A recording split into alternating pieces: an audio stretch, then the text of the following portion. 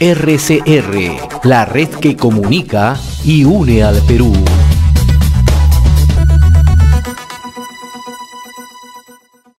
A esta hora vamos a establecer comunicación con la doctora Rosa María Bartra. En su momento ella ha sido presidente de la comisión especial que investigó el denominado caso Lavajato en el Congreso de la República. Le agradecemos la gentileza de compartir esta comunicación con RCR. Qué gusto saludarla, doctora Rosa María Bartra. Muy amable, ¿cómo está?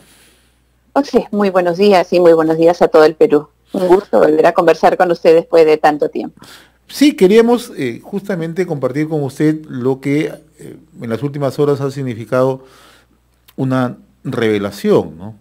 El diario El Comercio y posteriormente otros medios de comunicación han dado cuenta que un aspirante a colaboración eficaz en el caso que se conoce como el Club de la Construcción afirma que el consorcio Obraísda Saldi pagó 1 millón de soles al entonces presidente del gobierno regional de Moquegua, hoy presidente Martín Vizcarra, ¿no? Ustedes llevaron a cabo una investigación extensa justamente en el Parlamento, ¿no? Y recordamos que sobre este tema, y si no corríjame por favor, en algún momento estuvo el hermano del presidente, César Vizcarra, ¿no?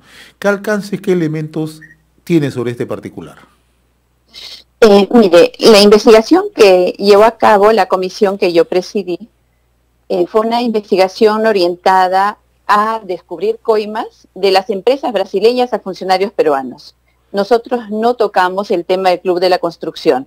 El tema del Club de la Construcción fue tratado por la Comisión de Fiscalización y de hecho tuvo avances significativos. Citó al hermano del presidente Vizcarra hasta en 3 oportunidades y precisamente en la semana en la que él cierra el Congreso estaban citados para responder por temas de Obrainsa, por temas de CONIRSA.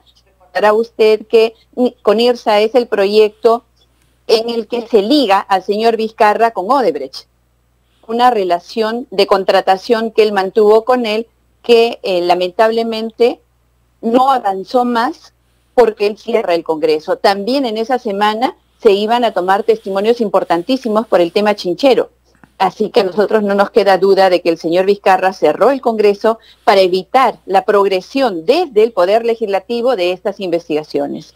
Ahora, sí sorprende que él ahora cite la investigación en el Congreso con respecto a Odebrecht y diga que es por eso que se están haciendo estas revelaciones por parte de un colaborador eficaz. El señor Vizcarra se olvida que no es él quien ha querido investigar a Odebrecht, por el contrario, él los ha protegido.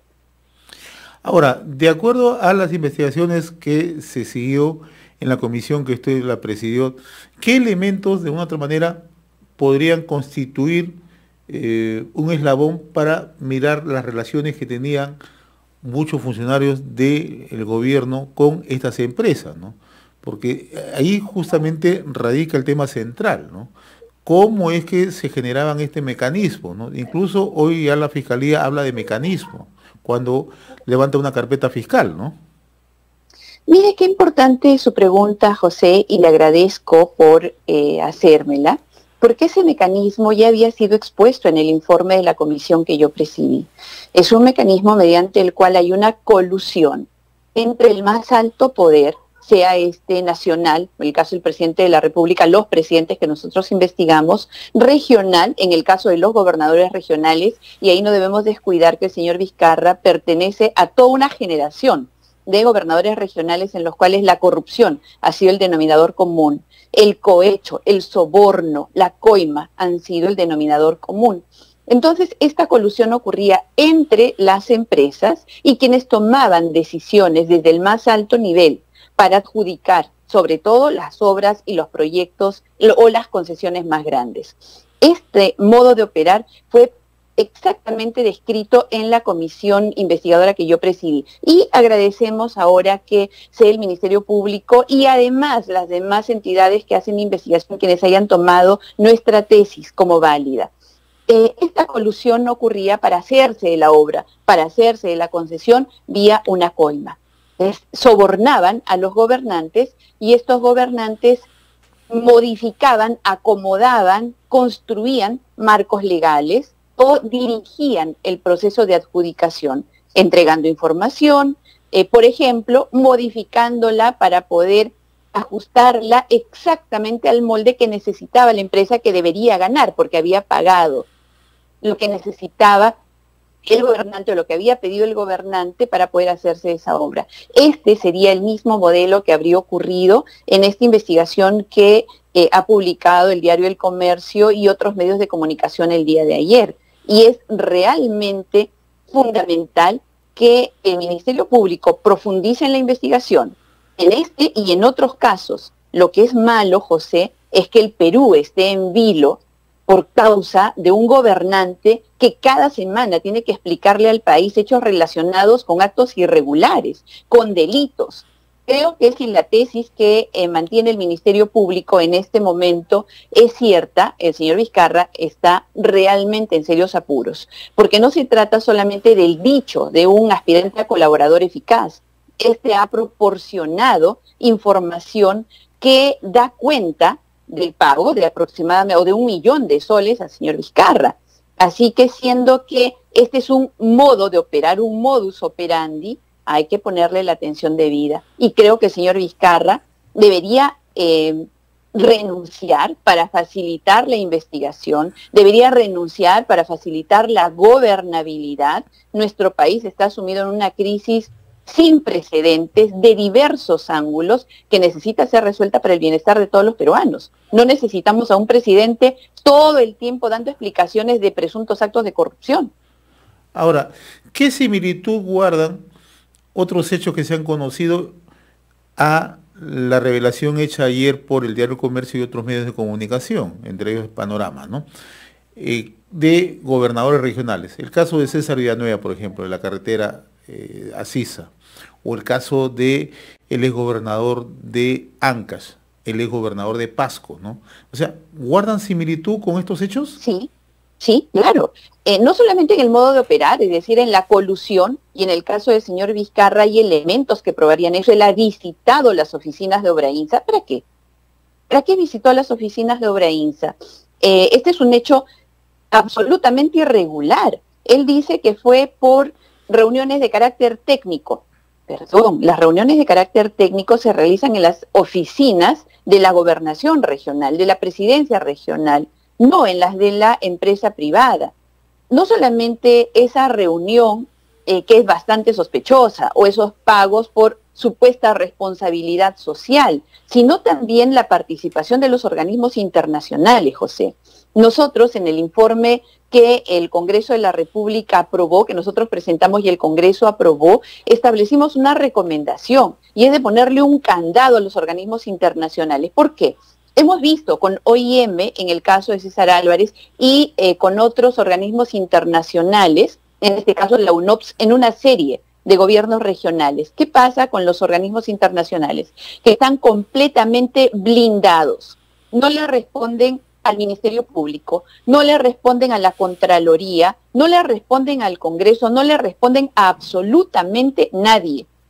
¿Y por qué es relevante tocar este tema ahora? Porque el señor Vizcarra, que ya tiene experiencia con UNOPS, como estamos viendo en esta obra, ha dispuesto que su gobierno realice obras de gobierno a gobierno, supuestamente porque él es incapaz, porque su gobierno es incapaz de realizar la reconstrucción del norte, o la construcción de colegios, o la construcción de hospitales. Y para acelerar estos procesos, supuestamente, se va a apoyar en convenios de gobierno a gobierno que tienen precisamente la misma dificultad de fiscalización que los proyectos que se impulsaron a través de organismos internacionales.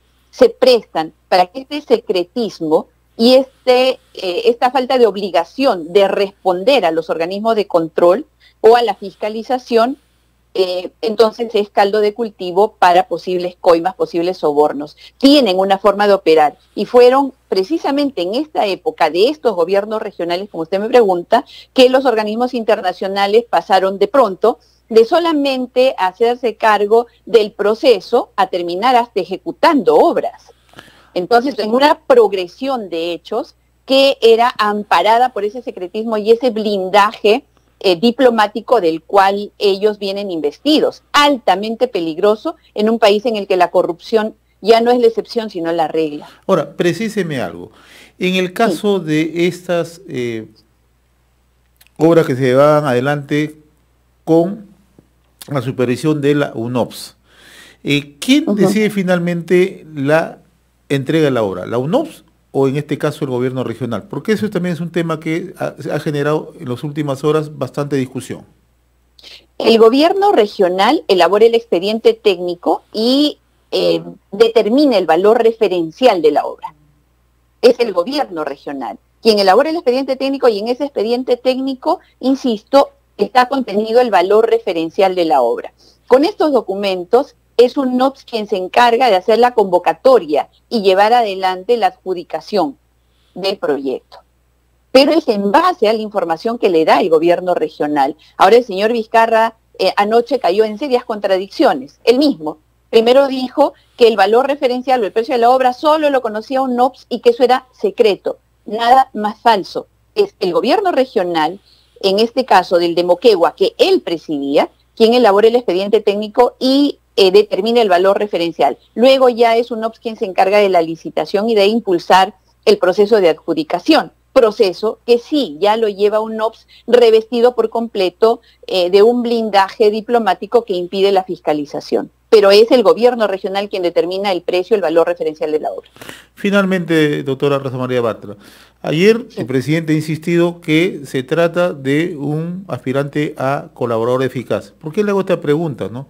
Porque ¿cuál es, en esencia, la responsabilidad que tiene un colaborador eficaz? Si el colaborador eficaz le miente al Ministerio Público, en este caso, automáticamente todo lo que diga no sirve. ¿Esto es así? Un colaborador eficaz es alguien que ha participado de los hechos que son materia de investigación y que puede aportar con información importante para el esclarecimiento de esos hechos que se investigan. Y él, a través de la colaboración eficaz, se acoge a beneficios premiales. Él obtiene beneficios y estos los pierde por completo si es que no prueba aquello que afirma, si es que no otorga información adicional contrastable que verifiquen lo que él está afirmando. En este caso, ya hay información que se ha conocido a través de las denuncias que se habría aportado. No es solamente el dicho. Recuerde usted que por mucho menos se ha encarcelado a otras personas por los dichos de terceros, es decir, no lo que yo vi, lo que conocí, lo que puedo probar con documentos, sino lo que yo escuché que dijo un tercero con respecto a un tema. Se han encarcelado a personas. En este caso, se han aportado documentos que dan cuenta de la entrega de 1 millón de soles por parte de la empresa Obrainsa. Se han entregado las facturas que dan cuenta de los vuelos gestionados a través del correo personal e institucional del señor Vizcarra. Entonces, no es solamente el dicho de un colaborador o de un aspirante a colaborador eficaz, sino que vienen acompañados de la corroboración documentaria necesaria. Así que, más allá de los aspavientos que hace el señor Vizcarra, tratando de culpar, por ejemplo, al Congreso disuelto que él inconstitucionalmente disolvió de estos hechos, no es porque él ahora toque a Odebrecht. A Odebrecht el señor Vizcarra lo ha protegido. Gracias al gobierno del señor Vizcarra, Odebrecht no ha pagado lo que debe pagar en el Perú, sigue contratando, sigue recibiendo dinero, le han devuelto 524 millones, le han perdonado más de 1.000 millones en SUNAT. ¿De qué está hablando? Realmente creo, José, que es necesario en este momento en el cual la muerte, el desempleo, la pobreza, la crisis moral se han apoderado de nuestra patria, que tomemos un rumbo diferente. No podemos seguir en el Perú en estos sobresaltos, no podemos seguir en manos de quien, por todos los hechos acreditados a través de este aspirante a colaborador eficaz, con las pruebas que ha presentado, dan cuenta de un mandatario seriamente comprometido en actos de corrupción. Entonces es necesario que recuperemos la tranquilidad, la estabilidad, la posibilidad de tener gobernabilidad y que los problemas de nuestra patria empiecen a resolverse. Yo le agradezco infinitamente esta comunicación, doctora Rosa María Bartra, con RCR, Red de Comunicación Regional. Que tenga buen día, muy amable. Gracias a usted, José. Muy buenos días. Buenos días. RCR, la red que comunica y une al Perú.